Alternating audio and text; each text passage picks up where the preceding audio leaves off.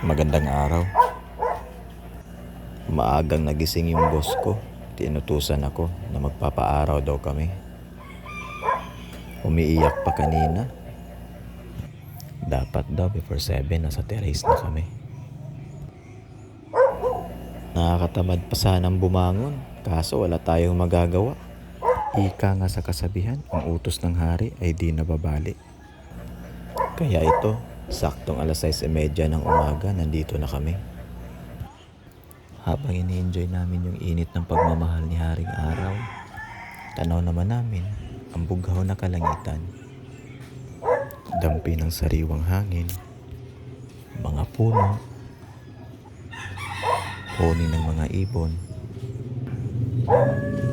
Sabay naman naming naririnig yung tilaok ng manok, tahol ng mga aso ng kapitbahay, at tunog ng mga dumadaang sasakyan. Napakasimple lang ng pamumuhay dito sa probinsya.